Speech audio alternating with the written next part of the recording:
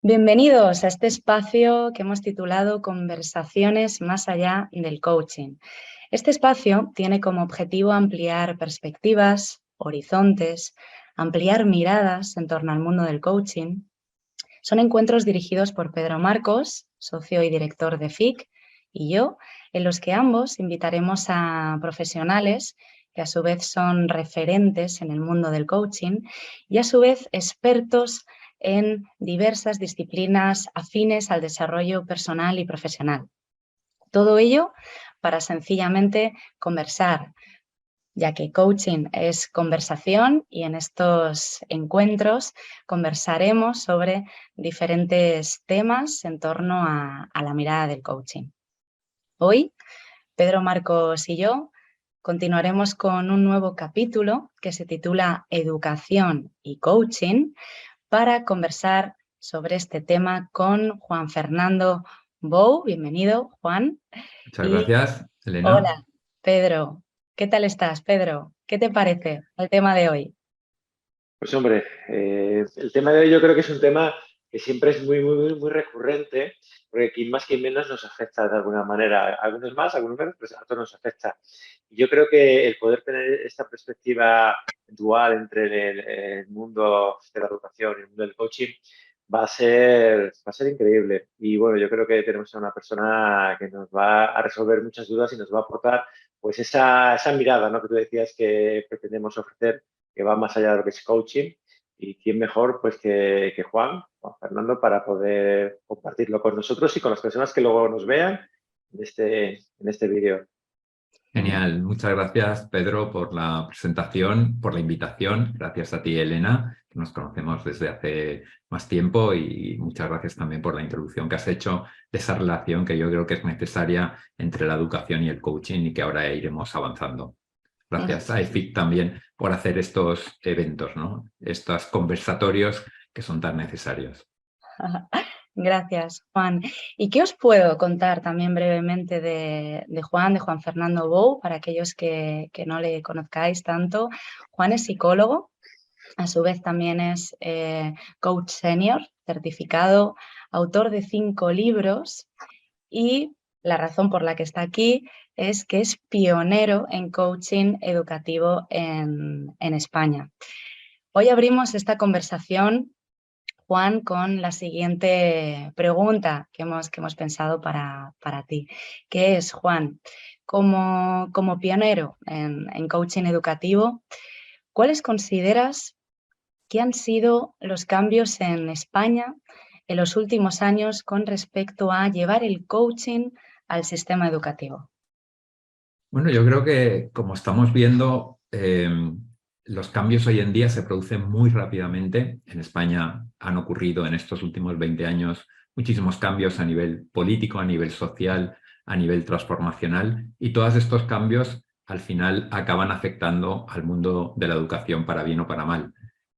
Algunos de los cambios que yo diría que han influido en el mundo educativo y que nos han permitido introducir en esta disciplina del coaching educativo sería, yo creo que desde hace en torno a 10 años, la idea de que la metodología tradicional ya no cabía dentro del aula. Esta metodología donde el profesor era el referente, donde transmitía la información, donde había un proceso de transformación o de comunicación. Y yo creo que todos los centros, no hay hoy en día un centro que se precie que no utilice una metodología diferente, una metodología que llamamos del siglo XXI, una metodología activa, que podría ser un aprendizaje basado en proyectos, un cooperativo, un inteligencias múltiples, y ahí es donde nosotros hemos tenido cabida, ¿no?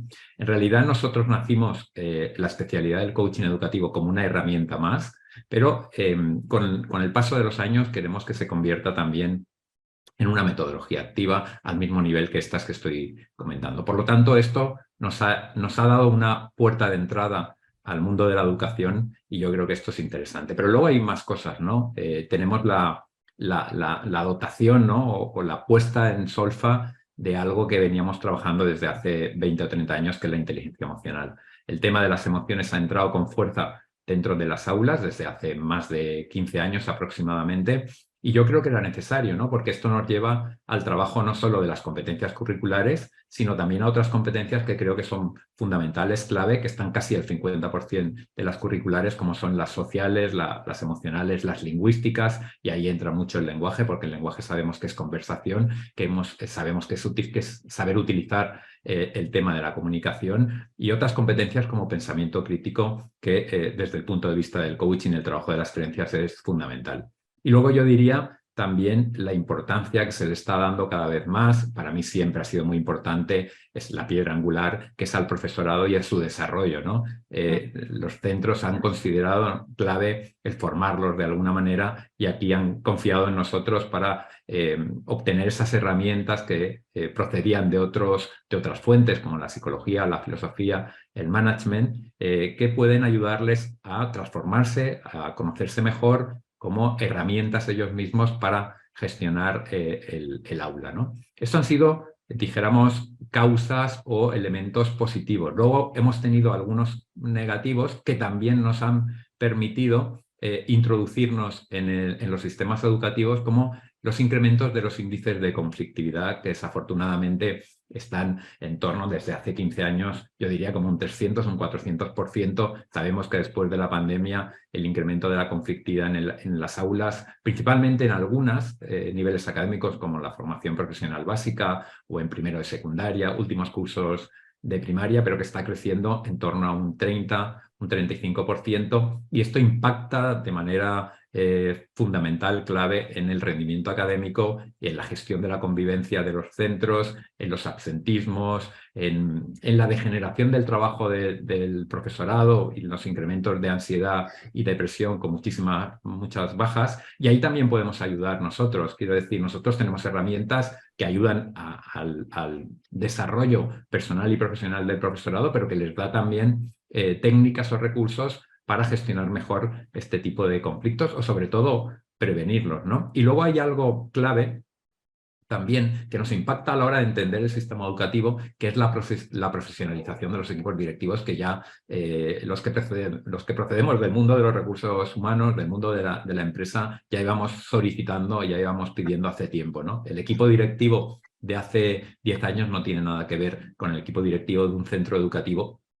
hoy en día. Sobre todo, aquí tengo que hacer un inciso en la privada concertada. En la pública quizás aún tiene mucho camino por recorrer por el mismo sistema de cómo está creada la educación pública, pero en los privados concertados el equipo directivo ya sabe que está al mismo nivel o debe estar al mismo nivel que el equipo directivo de Ford España o de una empresa farmacéutica o de una empresa potente a nivel nacional. Tienen que formarse en otros contenidos más allá de la educación, en gestión financiera, gestión de marketing, sobre todo en trabajar muy bien la planificación estratégica, llevar a cabo la filosofía y la misión del centro. Y aquí también somos agentes de cambio, ¿no? Somos agentes que les pueden ayudar a fomentar todas estas variables que hace unos años no estaban manejando. Así que, afortunadamente, estos supuestos, ¿no? Estos criterios nos han permitido avanzar y ser puntales clave dentro del desarrollo de un centro.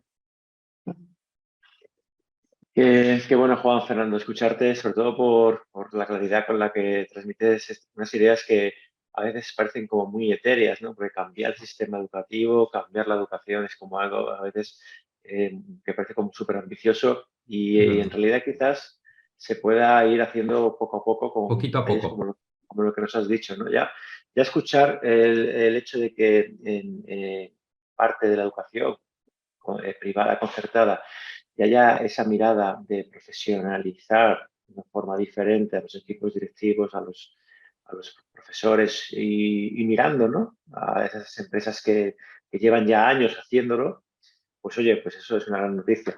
Oye, y yo, aunque ya te he escuchado hablar de cuestiones que me son muy cercanas desde el mundo del coaching, Claro. hombre, estamos en un entorno de coaching, entonces la pregunta es obligada. ¿Cómo relacionas o qué relación es la que tú ves entre la educación y el coaching o el coaching y la educación? Sí. Fíjate que aquí me tengo que remontar un poco a los inicios, porque sabéis que yo me formé en coaching ejecutivo, porque en España no había otra especialidad, lo hice con la Escuela Europea de Coaching y soy Executive Coach por ICF, la International Coach Federation, y en aquel momento, cuando me estaba formando como Executive Coach, cuando me di cuenta que aquello que yo estaba recibiendo por parte de la escuela, quiero decir, todas esas herramientas podrían ser muy útiles adaptándolas al sistema educativo. En aquel momento, esos primeros años fueron complicados porque, si sabéis, el coaching nace desde el punto de vista desde lo individual. Nace en el mundo del deporte, en deportes individuales como el tenis y el golf, y sobre todo luego pasa al mundo de la empresa también para procesos de coaching individual con directivos y mandos intermedios. Cuando yo llego al mundo de la educación, me doy cuenta que la educación es sistémica, la educación es integral, es colectiva, es de equipo. Entonces, como que no cuadraba muy bien la esencia del coaching, que era una esencia individual, con la colectividad de la educación. Y aquí es cuando paso de intentar entender al coaching como una caja de herramientas que nos permita aplicarlas en determinadas situaciones académicas de centro, a intentar pasarlo a una metodología activa más, ¿no? Sí que es verdad que estamos en el proceso, no podemos considerarnos como una metodología aún, pero yo creo que en el plazo de 10, 15 años podremos hacerlo, nos falta sobre todo esa base científica, pero que no nos preocupa porque, como sabéis, tanto Elena como tú, Pedro, la mayoría de herramientas de coaching proceden de fuentes solventes, quiero decir, científicamente probadas, ¿no? Como la psicología, la sociología, el management. Entonces, eso a mí me tranquiliza. Yo sé que la mayoría de herramientas de coaching funcionan empíricamente, o sea, sabemos que aplicadas en una situación de aula o de centro te llevan a la solución. Lo que pasa es que sí que nos falta esa base científica exclusivamente en el entorno académico. Pero todo llegará porque luego, si queréis, hablamos, estamos introduciendo también tentáculos en el mundo de la investigación y en el mundo de lo académico, sobre todo de las universidades, ¿no? Entonces, en ese tránsito es cuando me doy cuenta que realmente tenemos que hacer un viraje hacia lo colectivo, por lo tanto hacia lo metodológico, y allí conecto un poco también por las raíces del coaching, que son constructivistas, que son, dijéramos, humanistas, ¿no? En ese sentido es cuando conecto con los procesos de aprender a aprender, ¿no? Entonces, nosotros nos situamos dentro del coaching, como bien sabéis, con esos procesos en el que nos dicen que para construir en el alumnado esa capacidad de saber pensar, de saber sentir, ¿no? De saber hacer, de saber orientarse y tomar decisiones, evidentemente debemos hacerlo desde la postura no de la transmisión de información, sino de la autonomía, de que ellos lleguen a sí mismos a ese conocimiento. Y ahí es donde la figura del profesor o del docente coach es donde toma su importancia, ¿no? Ahí es relevante, ¿no? Sí, si me permites, Elena, por compartir algo que me surgía mientras escuchaba a Juan, es que es cierto que en el coaching la base científica pues no es el fuerte, ¿no? Y eso es algo que lo sabemos sin más. Pero también es verdad que la filosofía tampoco hay mucha base científica. Las conversaciones de Sócrates, la mirada de Sócrates de favorecer el autoaprendizaje en sus discípulos, tampoco yo creo que tuviera una base científica, ¿no? En aquel momento. Claro. Y está perfectamente aceptado, pues que eso era muy, muy poderoso. De hecho, seguimos hablando de Sócrates después de 2.500 años, ¿no? Entonces, no solo quería hacer ese apunte porque sí, me parece muy acertada como lo has compartido. Elena, por favor, no te quiero Muchas quitar. gracias, Pedro. Sí, gracias, Pedro. Gracias, Juan. Sí, también estoy de acuerdo, ¿no? En que queda camino por recorrer. Y bueno, sí que todavía tenemos pues muchas herramientas, ¿no? Que vienen del coaching, que de momento sí que podemos poner al servicio del ámbito educativo. Y has comentado también, Juan, algo muy afín al coaching, ya que has hablado de aprender a aprender. Por tanto, Juan, la siguiente pregunta que me viene a hacerte es, en un proceso educativo, ¿cuándo consideras que es más oportuno enseñar y cuándo consideras que es más oportuno facilitar ese aprender a aprender que comentabas antes? Yo siempre estaría en la dinámica del aprender a aprender. Quiero decir, introduciría un sistema educativo que ya está, quiero decir, ayer, esta misma semana, tuve una videoconferencia con el director general de un colegio colombiano, que bueno, tiene 2 colegios ahí en Colombia, pero está trabajando también aquí en España, y me rompió los esquemas, la verdad. Empezaron a rompérmelo los jesuitas con el proyecto Horizonte 2020, ¿no? Donde realmente hacen un cambio brutal en el mundo educativo desde el 2015 al 20, con eso que llamamos las aulas Google, ¿no? Ese cambio total no solo de la transformación de las relaciones entre el alumnado, ¿no? de distintos niveles académicos, sino también en la arquitectura escolar, que para una nueva metodología es necesaria, sino también pone las semillas para que se conforme una nueva filosofía, que existan colegios que trabajen de manera diferente. Pero yo no había sido consciente hasta hace bien poco, con esa videoconferencia que tuve con el director general, de que hubieran centros que tuvieran una manera diferente de funcionar. Quiero decir, donde el alumnado no tuviera horarios, no tuviera clases, no tuviera, dijéramos, una armonización, sino que cada uno tuviera un proceso de aprendizaje pactado inicialmente, con evidentemente los especialistas del centro junto con la familia, y que cada uno fuera a su ritmo y con espacios de aprendizaje colectivos e individuales donde los determinados profesores del centro manejaran esa variabilidad o ese equilibrio entre los contenidos curriculares y también los procesos, dijéramos, más sociales, ¿no? Más de incorporación a la sociedad o al mundo laboral, ¿no?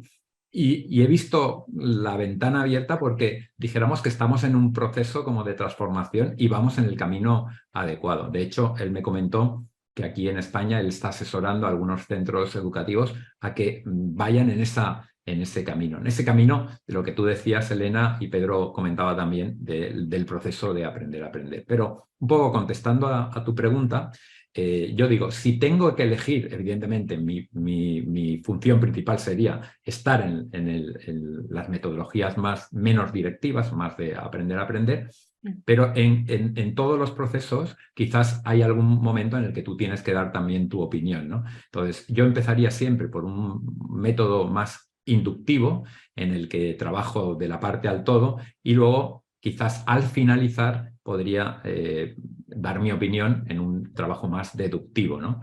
Quiero decir, por ejemplo, ahora en este curso que tengo, que he diseñado hace poco, que es 8 casos prácticos de gestión de conflictos en el aula, que es muy participativo, aquí lo que planteo es casos prácticos reales que los participantes del curso trabajan en minigrupos. Ellos plantean una solución que comparten luego en el grupo general, y yo finalmente, esto diríamos que es un proceso más inductivo de aprender a aprender, pero finalmente yo luego les doy mi opinión de cuál puede ser la solución ante ese conflicto, ante esa incidencia, ante ese caso práctico, y aquí es donde diríamos que es más una transferencia de conocimientos, como tú decías. Gracias, Juan. Gracias, Elena. La verdad que escucharte, Juan, es que nos hace proyectarnos a un futuro que yo creo que ya es inminente, ¿no? Ahora, tan diferente con lo que hemos conocido años atrás, ¿verdad?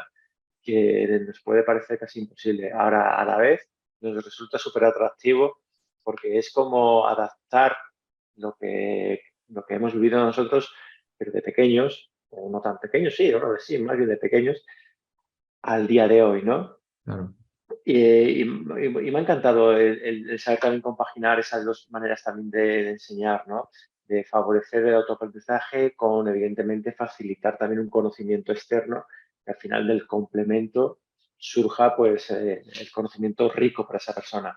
Efectivamente. Bueno, oye, y nos has hablado de tu curso, ¿no? También, ahora me consta que en el 2018 publicaste un libro que ha tenido un gran éxito, ¿no? Que es Herramientas para el aula, ¿no?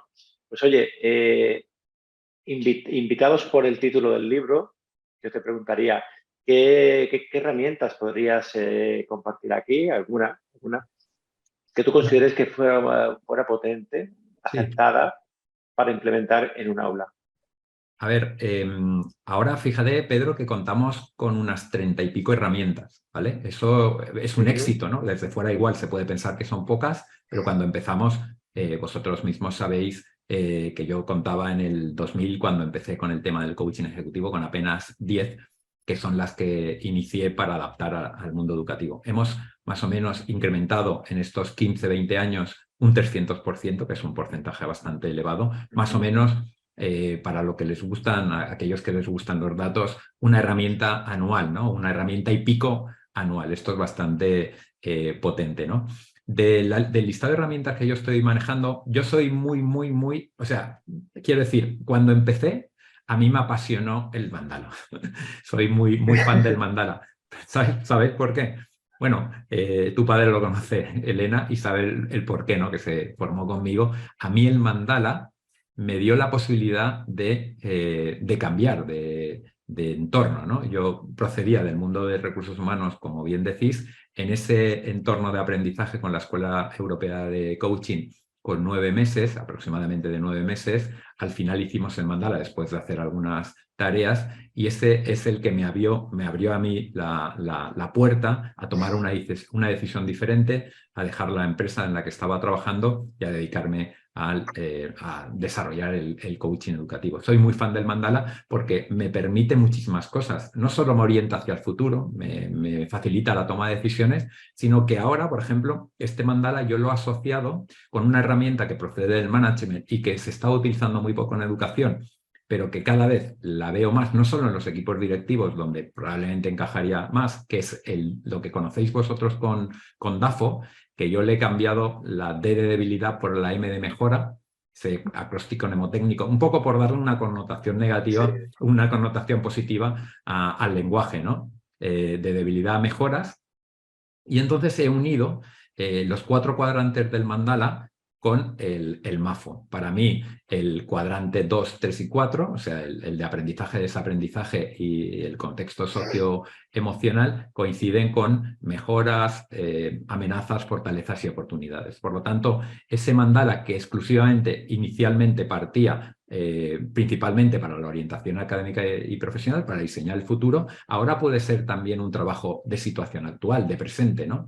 Primero analizo mi MAFO, mi situación actual, y a partir de ahí tomo partido para ver qué decisiones debo tomar para conseguir los objetivos del cuadrante 1 del mandala.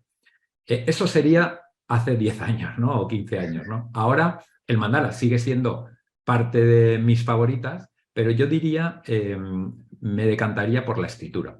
La escritura es una herramienta que me provoca muchísimas emociones y que tiene muchas posibilidades. Y además es bastante transversal. Sí que es verdad que en educación infantil para el alumnado no se puede aplicar, porque necesitamos que sepan escribir y que tengan cierto nivel de conciencia, pero a partir quizás del segundo ciclo o el primer ciclo de primaria, a partir de segundo o tercero de primaria, ya podríamos trabajar muy bien con la escritura y además podemos llegar hasta la edad universitaria, edad adulta, ¿no? Sin ningún tipo de problemas. Y además permite muchísimas cosas, ¿no? La escritura me permite autoconocerme, me permite pensar porque es un metapensamiento, me permite o me ayuda a tomar decisiones, es una herramienta que facilita, dijéramos, la autogestión del alumnado.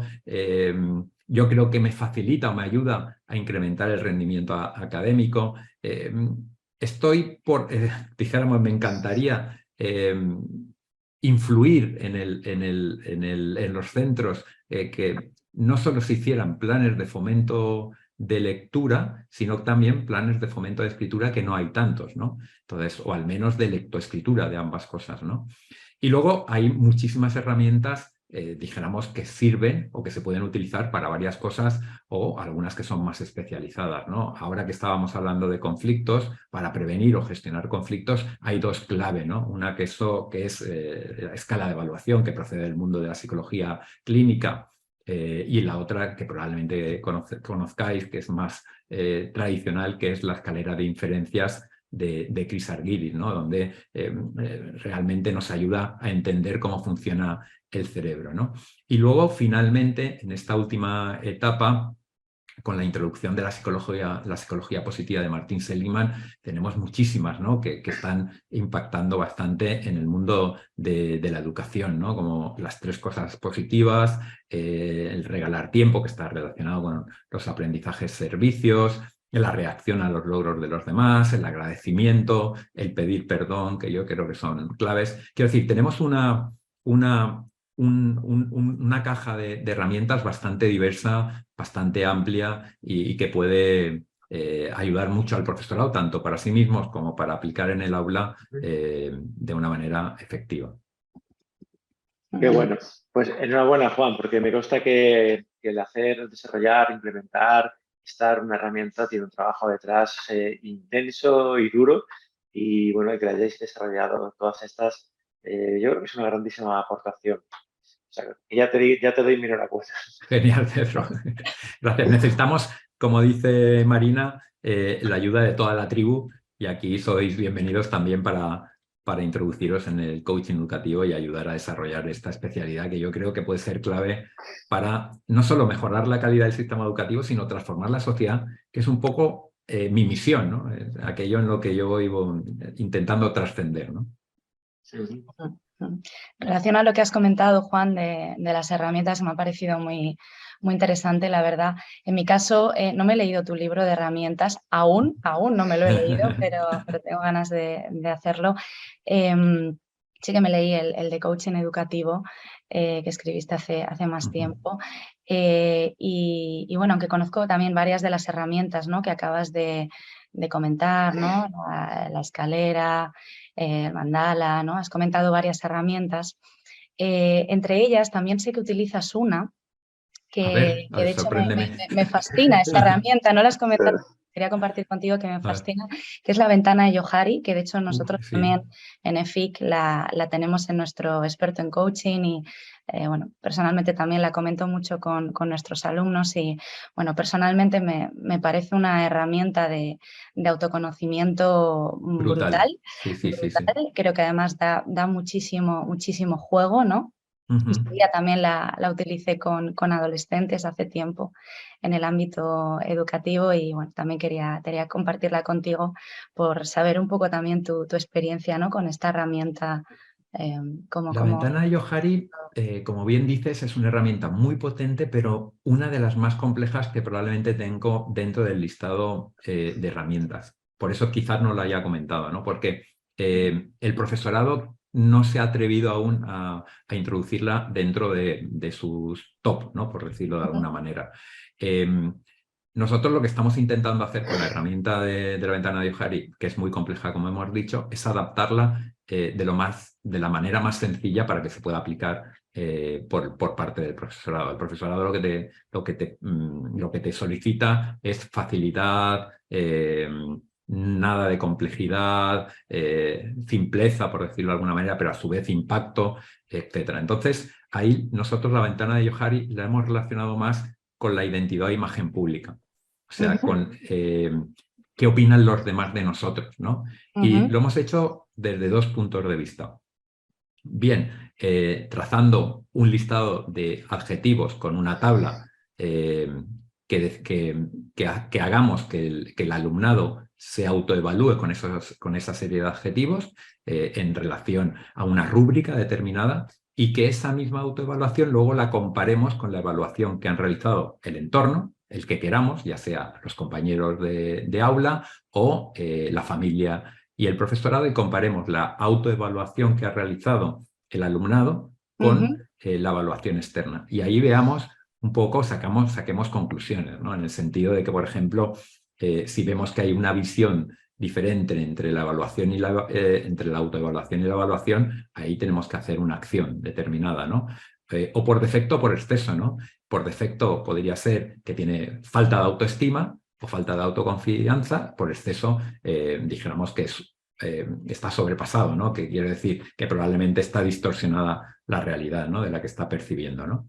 Y luego la otra manera de aplicarlo es utilizando los 4 cuadrantes de la ventana de Johari, pero bajo la misma base de un listado de adjetivos. Ujú. Pero siempre en el panorama de autoevaluación comparándola con evaluación. Ahí es donde hemos cogido un poco la brecha para intentar aplicarlo de una manera sencilla. Interesante, gracias, Juan. Ya cuando nos escuche quizá algún alumno que sea docente o profesor, o bueno, pues le puede dar un tip, ¿no? de cómo utilizarla, ¿no? Sí, sí, sí. Y hemos de ir cerrando esta conversación, que personalmente también, ¿no? Pedro, la alargaríamos mucho más tiempo. Sí, porque hay preguntas que se quedan en el tintero. Se quedan, ¿no? Que, bueno, que yo espero que la gente que vea el vídeo, como lo va a tener la opción de a través de comentarios, pues preguntar, y Juan tendrá acceso a poder también responder, pues oye, pues que si queda alguna duda que pregunten. Que se Exacto, pregunten. efectivamente, las cosas están para descubrirlas. Fenomenal. Y sí, para ir cerrando, Juan, quisiéramos preguntarte una pregunta muy, muy de coaching, que es: ¿qué destacarías de esta conversación que hemos tenido los tres sobre educación y coaching? Yo destacaría al menos que FIC haya contado conmigo para hablar de esta especialidad. Creo que el interés que tiene FIC desde hace tiempo con el coaching en general y el educativo en particular, yo creo que esto es interesante. Una empresa tan potente en la formación de coaches, yo creo que eso es importante, es poner en solfa esta especialidad. Y además yo creo que si a alguno de los que nos está viendo le hemos dado algún tip, como tú decías, Elena, alguna idea, alguna sugerencia para transformar simplemente su aula o su centro, yo creo que me daría con un canto en los dientes. Creo que necesitamos ahora ya proyectos de coaching educativo. Hasta ahora estábamos en la utilización de herramientas, como bien hemos comentado en la pregunta anterior, que esto es muy interesante, pero que probablemente no genere ningún tipo de máximo de intervención, ¿no? o de acción, y ahora necesitamos pasar a la siguiente fase de generar proyectos de coaching educativo, ¿no? Proyectos clave, ¿no? Puntales que desarrollen o que pongan a la disciplina en otro nivel, como por ejemplo este que estaba comentando de los colegios de Colombia, o el que hicieron los jesuitas con el proyecto Horizonte 2020, o como por ejemplo conozco en la Universidad del Valle de Guatemala, que tienen un proyecto de coaching para la excelencia, donde 60 profesores universitarios han sido formados en procesos de coaching educativo, y a su vez cada año dijéramos seleccionan o tienen dentro de sus equipos a 5 o 6 alumnos de primer curso para intentar reducir los niveles de fracaso escolar en ese primer curso, y que se está funcionando de maravilla, ¿no? O algunos proyectos que también aquí hay en España con esa denominación de coaching educativo. Debemos trabajar para descubrir más, que seguro que a nivel internacional hay muchísimos proyectos de coaching educativo, y darles la visibilidad suficiente para que otros centros puedan tomar nota y seguir en esa línea. Gracias, Juan, por compartir también, bueno, pues estas buenas noticias, ¿no? de todo lo que ya se está haciendo en la educación, también a través del coaching. Gracias, Juan, por acompañarnos hasta aquí en esta conversación que hemos tenido sobre educación y coaching, y gracias a todos los que nos habéis acompañado hasta aquí. Hasta pronto. Muchas gracias, Yo sí que, Elena. si me permites, Elena, antes de despedirnos, porque se me ha quedado una cosa, digo, ¿la digo o no la digo? Sí, Sí, dila. dila, Pedro. Si estamos en una conversación, habrá que decirla. Claro, Juan, claro. Yo creo que todos los proyectos personales que podamos hacer en la vida son súper lícitos y seguramente con una gran repercusión. Ahora, realmente, cuando los proyectos tienen que ver con adolescentes, con niños, realmente la implicación, las consecuencias son tremendamente mayores, porque al fin y al cabo es lo que decíamos antes, que se ha quedado un poquito ahí entre tanta conversación, que es el cambiar la sociedad. Sin duda, una manera de cambiar la sociedad, evidentemente no en el corto plazo, no para mañana, no. Claro. Estamos hablando de un proyecto que pueden ser años y años y años. Empieza por eso, pues por una siembra, ¿dónde? Pues en las generaciones que dentro de 15 o 20 años van a estar liderando el mundo.